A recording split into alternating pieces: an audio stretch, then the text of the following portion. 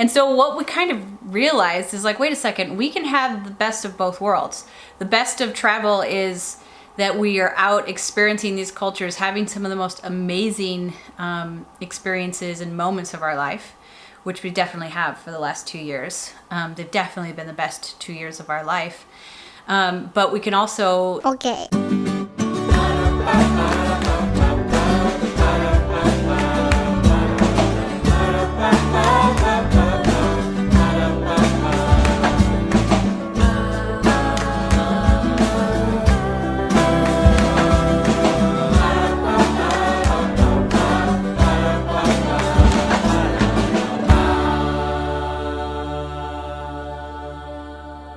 Hello. Hi. Hello from northern Spain. It's a beautiful evening. Man, it's already... Oh, it's because the daylight savings time Yep, thing. it's almost 8:30. And we're in a hotel room. Some kids are taking a bath, they're reading, and some kids are watching a movie. And we're in the third hotel room because we have to get 3 when we go places most of the time. So it goes. But we wanted to give you guys an update. Some of you follow Elijah's channel, so you've already heard this update. But I actually made him hide the video because he also announced exactly where we're moving. I'm like, you told him like exactly. So I was like, let's hide that, or let's privatize that video. But just for privacy issues. But right. So first let's start that we are coming up on our 2-year anniversary of traveling full-time. That means that 2 years ago, we were moving out of our house and would no longer have a house. We have been homeless, like literally homeless for 2 years. We've been staying, yeah, I guess, no, we have been homeless for 2 years, just one. Well, we had the RV. Because the RV was our home for the first year. Yeah. So we did live in that, 400 square feet. And then a year ago, we sold the RV. Right. A year ago this month, and or this next month, is in a few days. Mm-hmm. And we've been homeless ever since, and staying in Airbnbs and hotels for the last year. Rolling Stones. And I think since we came to Europe last summer, we've really learned a lot about ourselves. But I guess what I'm going for more is travel. Sure. We've learned like what we do like, what we don't like, where we really enjoy ourselves and where we get bored really quickly, what our needs are.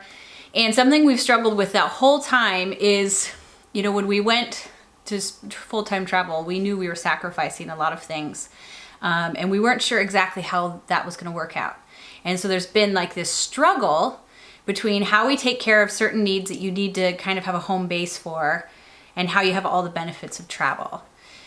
And, you know, at first, the benefits of travel were so high that those needs, and really we had just taken care of a lot of those needs. Sure, yeah. So they were so fresh that we didn't worry about it. Yeah. But as, what? Oh, yeah, over time, those needs have grown, more needs have sort of been added in there, and then just kind of become very ripe. Depending on how you want to say it, they're outweighing the benefits of full-time travel. Yeah. And we just have to take care of some things. Yeah. So. And so what we kind of realized is like, wait a second, we can have the best of both worlds. The best of travel is that we are out experiencing these cultures, having some of the most amazing experiences and moments of our life, which we definitely have for the last 2 years. They've definitely been the best 2 years of our life. But we can also not have to be stressed if we will just have a home base. Right. Just somewhere we can go a few times a year, get things done. And because of our kids and their particular needs, you know, some people that travel full time that we know have like an apartment in Europe or 2. Some people are building a house in, you know, Central America. Some people are able to just stay really, really long times in other countries and get that feeling of having a home base. But because of our kids' medical needs and special needs, some things that it would be really hard to take care of them in a foreign country because of medical insurance and, you know, language barriers and things along those lines. So it's just easier for us to take care of them in the US. And so we just kind of, I think, 3 weeks ago, we were like, you know what, we'd already talked about it for a long time. Sure, yeah. Owning a house somewhere that we could just go to. And it was always a discussion of, you know, how are the kids doing, and are they, you know, getting what they need? Is what? Yeah, you know, that's always on parents' minds. Every parent is always kind of. But we've also like thought, well, maybe we would have a house in France because they're so cheap. Maybe we could have a home base here. But then we're like, that doesn't really make sense. You know, and we thought, oh, we did get to take care of some medical things in Ireland, but ultimately we're like, let's just go home. Let's invest in some property in a house. To the U.S. Yes, we don't have a home yet. Yeah, let's go to the U.S., get a house somewhere, and then we can take care of those needs, and then go out on another adventure. And after we made that, we actually remember that big whiteboard? Did you guys ever see that in one of our episodes? We have this huge whiteboard that we bought and just got rid of yesterday. And we made this huge list of the benefits of full-time travel versus the benefits of most, you know, part-time travel where you also have a home base where you can go back and take care of appointments and things along those lines. And it was very obvious that we thought for us and our family's needs, having a home base won. Right. And in fact, talking about that, we realized so many other things that it would enable us to do. And for the last 3 weeks as we've continued to talk about it, we've realized like how There's brilliant more, that is, yeah. you know, like, oh, well, now we can do this. And like, I think the favorite thing to realize is one of our least favorite parts of full-time travel has been that we have our entire lives with us all the time. That sounded kind of romantic in the beginning, to like have this van that could carry all our stuff, but you got to carry all that stuff inside every time you get to a new place. And there's like this balance. Like some of you would say, well, just travel with less. It's like, well, you know, then you get somewhere and you have nothing to cook for your family with except for like a small saucepan, which we experience sometimes. And you're like, So you have to kind of figure out how to have some stuff to make your life easier, but not too much stuff, because then it starts to make your life harder. Yeah. And that's like a never-ending quest. Never had a room really. in the back of the van. Yeah. So we had like instant pots and rice cookers and, you know, knives and spices and school books and art supplies, because we still wanted our kids to be able to have hobbies. So we have musical instruments and wagons and, you know, sand toys, because you're going to beaches so often. You need some sand toys, and you probably should get something to stay in the shade when you're at the beach. And so it just it was like, I feel like a turtle whose shell just kept getting heavier and heavier and heavier. But well, and then it kind of limited our ability to go places that were outside of this Europe where we could drive to. Yeah. Because we're like, well, what do we do with the van and all of our stuff? But I think ultimately we realized, wouldn't it be like when you're in the Sahara and you're carrying a huge bin of mud boots inside that you'll never use there, you're like, But when you're in Ireland, not having mud boots means that you can't ever leave the house. Yeah. So we decided that it would be so much better to have a home base, and then when you go somewhere like the Sahara, you are finally able to travel really light because you don't have your whole life with you. And you don't even have to have the pressure of your kids doing art while they're there, because it's an adventure. And then when you go back to your home base, they can then, what is the word we keep using? Process. Yeah, we can like process the experiences and stuff. Yeah. We kind of felt like we never, since we're always going, it's like you never got a break to really like enjoy what you just did or think about it. And it was just like, quick, on to the next thing. And So, and in some ways, like at first our thought was it would be more expensive to have a home base. But it gets really expensive because for us and the kind of house we're comfortable in and the number of people we have, when you just want to like hang out in another country in an Airbnb, that's costs 5 times more than just being at your home base. Right. And in 1 month you paid for round trip tickets to somewhere amazing. Well, it kind of drives you crazy because you need down days, and you need many, really. You can't just keep going, and you feel like I'm paying all this money just to sit here, you know, just to kind of be living normal when I could be doing the same thing. And you're not even doing it comfortably because you're in someone else's house and you don't have most of your stuff. So we kind of realized so that our travel and our adventure and the lifestyle we want, for the sake of that continuing, we needed to have a home base, or else we just would have gotten too burnt out. Yeah. And so Elijah announced this on his channel, and I've already gotten so many messages like, I'm so sad you're done traveling and you're going back. And it's like, we're not going back, we're just going through. you know, and we'll keep going through and out and, you know, back again sort of behavior. And At least that's what we think. well, yeah, I mean, just like we always say, until we realize that something is even better than that. But we already have adventures planned and places that we want to go. But we are heading back in just a matter of days. Yeah. Well, kind of came together quickly. One thing Megan and I do is when we kind of when our mind is made up about something, we don't like to just wait around for it to kind of happen. It's like, let's just do it. Process. So we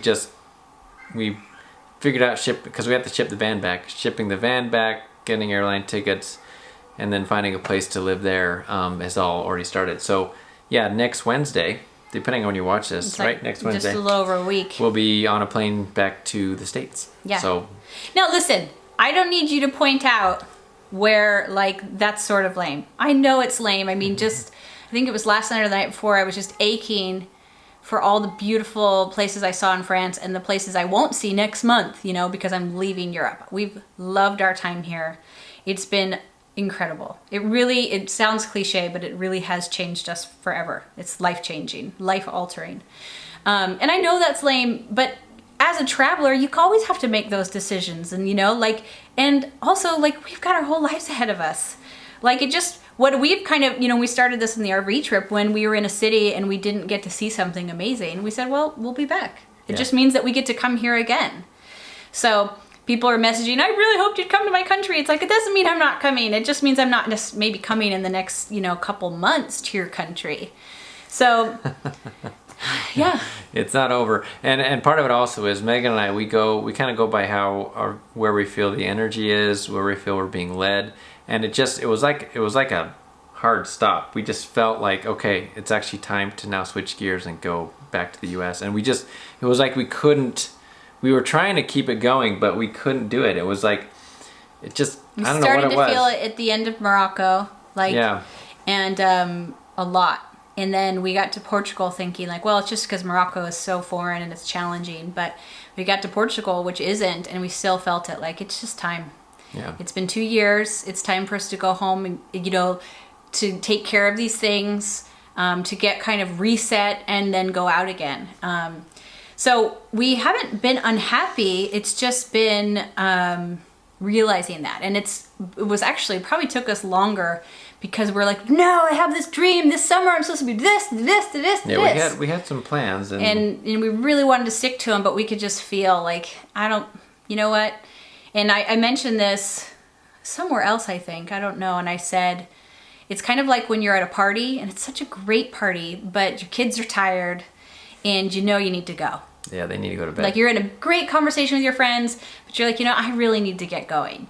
And so it was like, oh, we have all these adventures planned this summer, things we've dreamed about, and, you know, this bucket list of things, but we gotta go. Well, and part of it was we gotta go. We knew that on paper it was exciting, but we'd actually kind of lost the excitement. Well, because you could just feel like it was like, we need to go home. The weight of the things that we need to take care of was just beating out the excitement we had for the things we wanted to do.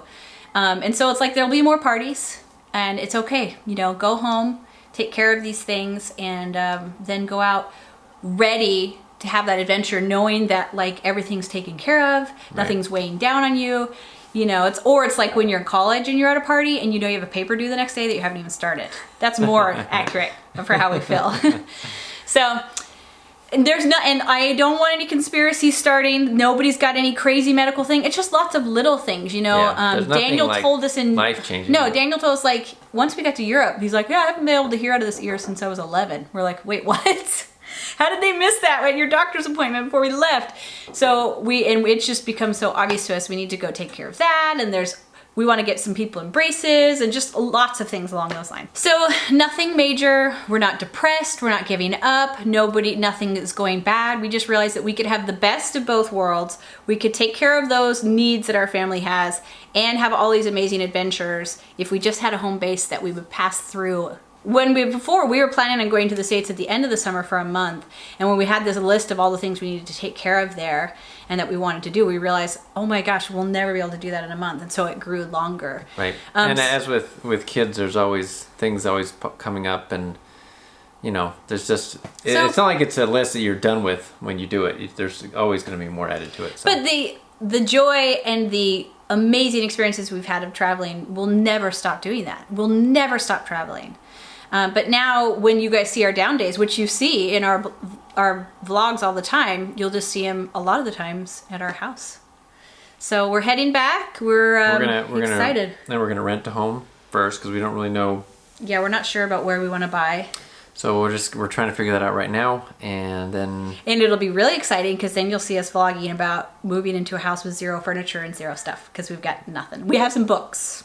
That's it. A few things in storage, but otherwise we like have no anything, no silverware, no. Don't talk about it. You'll just stress us out. It's a long list. No, but so that'll fill a good amount of the time, you know, setting up that base and then getting all the appointments done and taking care of everything. We have work stuff to do, and then we'll head out again. So I think we'll probably be home, except for mini trips for the summer. Yeah, probably. So who knows though? We'll see. We really can't even wrap our heads around it because Mike's been working on getting the van, you know, shipped. Been busy getting ready to go. And getting tickets and getting a van rented while our van's crossing the ocean. So that's where we're at. So I hope a lot of you, I remember, always asked us, will you keep vlogging after the RV? And I hope that means that you guys are interested in watching our downtime when we're at our home base in the States, and we'll just keep vlogging that. But it's definitely gonna be a little different, you know, because it'll just be house stuff and Norp family when they're doing normal things. You get to see us in a normal environment. Yeah. So I mean, semi-normal. We do still have 9 kids, but. Anyways, that's it, guys. We love you, and we're feeling great, and we're excited about this new way of traveling, and we're so grateful for all of our traveling friends that have always been there for us. We message them all and get their advice, and we love them, and we love meeting up with them, and we hope to do that still in the future. But so a little shout out to all of you. Shout out, that's good. All right. We'll talk to you later. Have a good night, you guys. Good night. Bye.